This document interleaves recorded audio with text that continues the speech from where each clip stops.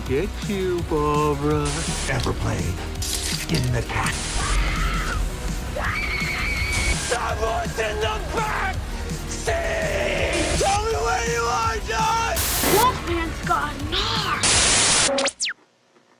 Hi guys, my name is Barry and welcome back to the channel. Today I'm going to be telling you my top 10 horror movies of 2022. Now as always guys, I'm going to tell you the rules, and that is this top 10 is not official. I'm not telling you to believe that. This is my personal top 10 of 2022. So you might agree with some of them, you might disagree, but that's the beauty of opinions. We all have different opinions. So after the video, you can obviously give your opinion on your top 10 as well. And at number 10 is Fresh. Now this is a film that I didn't even know existed until it came out on Hulu, I believe it was. And it totally blew me away because I watched the film immediately after I saw the trailer. The trailer intrigued me so much so that I just had to watch it straight away. And I thought this movie was a very surprising film. It didn't turn out the way I thought it would turn out, but it had a lot of twists and turns throughout the movie. I think Sebastian Stan was outstanding in this film as a crazy guy. Halfway through the movie, I had the plot set in my head as to how it was going to play out, and they certainly did do that, but in the lead up to it, I had no idea what was going to happen. All I knew was Sebastian Stan was a bad guy. I didn't know he was taking these girls in to eat them, even though the trailer and the picture or the poster suggested it. It felt like it was too obvious to be what it looked like, and I think that's why I really enjoyed this movie, because although you're expecting things to happen in it that do happen, you're still surprised all the way throughout the movie. I love the cinematography, I love the score, I just loved the whole look and feel of this movie, so it was definitely a surprising film and definitely worthy of a top 10 spot. And at number 9 is Christmas Bloody Christmas. This is the last movie to be added to the top 10 and it just sneaks in at number 9. I think this was a great Christmas horror movie. It's definitely a Christmas horror movie that I will watch almost every year, I believe. I just love the look, the feel, the lighting, the whole Christmassy vibe that you get with this film. Now I have read some negative comments about the movie, and one of the most negative comments was the use of the word fuck in the film. I think it was used over 430 times or so. I didn't notice it, to be honest. I know that she swore, the main character, she swore in the movie, but I didn't realise that she swore so much. I think it's because her character was already established and developed so well that anytime she probably swore, it was just part of her persona. But that aside, it was fantastic. The Santa Claus robot in it was great. I know it was similar to like the remake of Child's Play, and it looks similar to Megan that's coming out in 2023. But that's the whole charm about this film, because it's an unstoppable Santa Claus that eventually turns out to be sort of this Terminator-like figure by the end of the movie. I don't want to spoil it for you guys, and I've already done a review for it, but if you love movies like The Guest, if you love movies like The Terminator, then you're going to absolutely love Christmas Bloody Christmas. And at number 8 is Halloween Ends. Now I know what you're thinking right now, boo, boo. But you have to be honest with yourself guys, or at least I have to be honest with myself. In terms of Michael Myers, it's not the ending, it's not the finale I was expecting, it's not the finale that I was hoping for Michael Myers. But if I have to critique the movie as a movie itself, it was pretty damn good. The story of Corey Cunningham coming in late in the stage in this David Gordon Green trilogy was a risk, but it was a risk worth taking in my opinion, because Corey as a character was the best character in Halloween Ends. In fact, he was probably one of the best characters in the whole David Gordon Green trilogy, and that's hard to do in the finale of a trilogy. Now it's probably not what most directors would do, but David Gordon Green isn't most directors. He wants to bring his own thing into a movie, and I respect him for that, because he made the bold decision. It didn't pay off for half the Halloween fans, but the other half really enjoyed it, and I'm part of the fans, or the other half, that enjoyed Corey Cunningham's character. Even if you take Corey Cunningham aside, again the cinematography was good. When Michael Myers was there, he was great.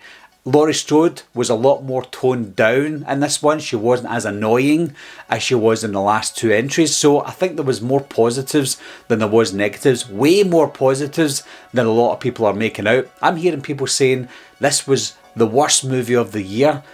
Technically, it can't be the worst movie of the year. There's just no way this can be the worst movie of the year. I know that we all have opinions, but come on guys, does that look like a movie that could come close to being the worst film of the year? Absolutely not. And at number 7 is Peril. Now, even though this isn't the top 10, I've got a lot of negatives for this film, which sounds bizarre.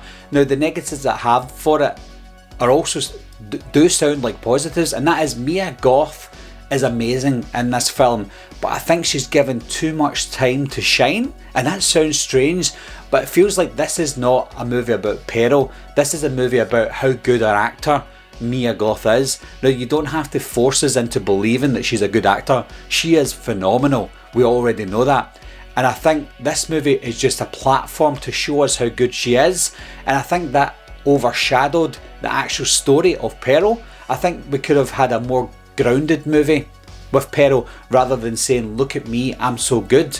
We know you're good, we know you're amazing. The movie looked beautiful, the movie was stunning, but I think there was lack of other character development in this movie. This was a very character driven movie for one person, and that's Peril.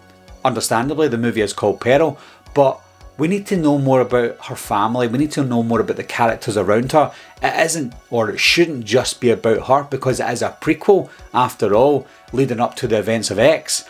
But I felt like I wanted more, but I can't deny how stunning the movie was. I can't deny how amazing Mia Goth was, and I think that's the only reason this movie is on the top 10, is because how amazing it looked and how amazing she is. But the story itself was lacking, and that's the only negative I have overall, was the lack of story. I think if it had more of a story in it that was a major build up to X, it would be a lot higher on the list, but there's no denying it was absolutely stunning. And at number 6 was The Black Phone. Now, this is one I was contemplating not even putting on the list at all, because it is technically a 2021 movie, but it did get released in 2022, so we're going to make it as part of the 2022 list. It's a film that I don't think I'm going to be watching very often, and in fact I've only seen it once, and I think once is enough for now, because I think it was a very heavy-handed film. But when I think back, not a lot happens in it.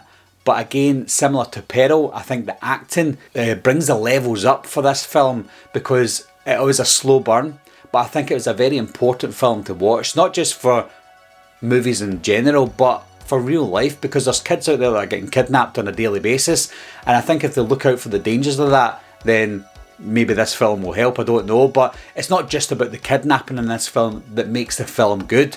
It's the story around it, with the little boy and his sister and their family dynamic, how their father lives, how he treats them, why he treats them the way he treats them. Not that there's an excuse for that, but that's what I love about this film, because not only do we get the character development for the little boy, but we get the character development for the killer and Ethan Hawke, his brother, the little boy's sister, how she protects him or how she wants to protect him, and even their dad as well. Everyone is so three-dimensional in this movie that you feel like you're part of this film. Yes, I think the movie is maybe overrated at times, but I think if you really dissect the film, there's a lot more layers to it that maybe meets the eye. And at number 5 is Scream, or Scream 5, whatever you want to call it. Now, this was a shock to me, because I wasn't expecting Scream to be so high up on the list, and it was one of the first movies, or one of the first horror movies that we saw in 2022, but I've seen it a couple of times since I saw it in the cinemas, and I still adore the film. Yes, it will deteriorate over time, just like other Scream movies have in its own Scream franchise, but there's just something so good about this film that it was refreshing, it was fun, it was scary at times, it was brutal as well. If you want to tick boxes for a Scream film, I think this ticks most, if not all, of the boxes that you want to see in a Ghostface / Scream movie. And the characters in this one, although most of the characters were new, I think there was some additions to this cast that was on point. For example, Jenna Ortega. She was the first character, Tara, played by Jenna Ortega, she was the first character in a Scream film to survive the beginning of the movie, and she was probably the first character in a Scream movie that I wanted to see survive at the beginning of the film, and I think that's why I was so satisfied when she didn't die at the end of the beginning of the movie. So there's just so many positives about this film, and it was a surprising entry because it is part 5 in a franchise, and it hasn't deteriorated the way that maybe some people expected it to. So yeah, number 5. And then number 4 is X. Now all the positives that I had for Peril is here for X. The only difference is X has more characters involved in the movie, so we understand backstories and even current stories of the characters that we're seeing just now. Obviously Mia Goth plays 2 parts in this movie, so if you want to see Mia Goth acting in 2 different roles, then this is the one for you. But it's not too heavy-handed on her, it's not too heavy-handed on any particular person in the movie. It felt like a Texas Chainsaw Massacre style movie. It felt like this is what Texas Chainsaw Massacre should look like, but it doesn't.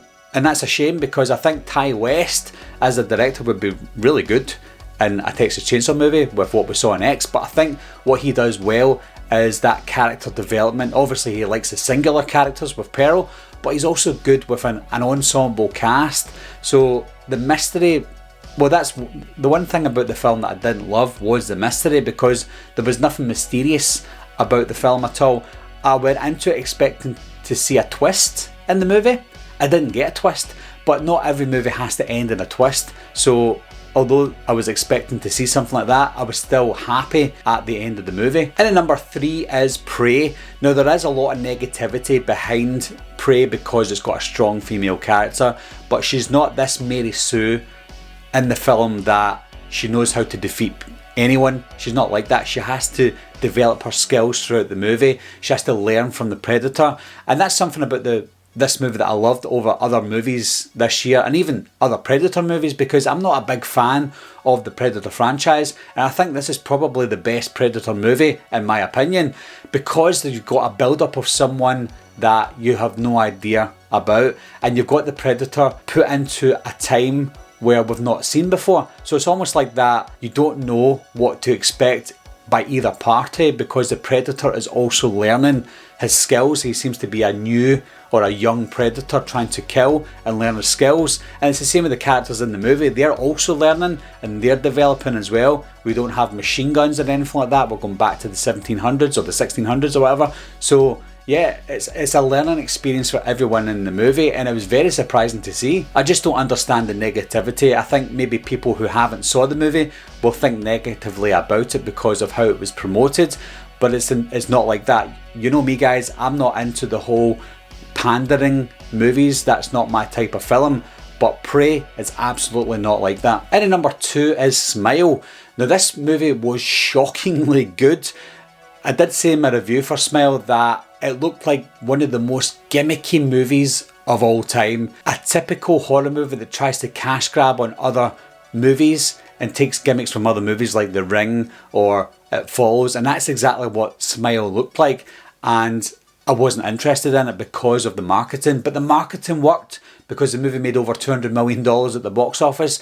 And although the marketing worked, and although the marketing was gimmicky, the studio knew that. They knew it looked like a gimmicky style movie, but the gimmicks sell. And even though the movie made over $200 million, it wasn't just because of the gimmick, it was because it was a shockingly good movie.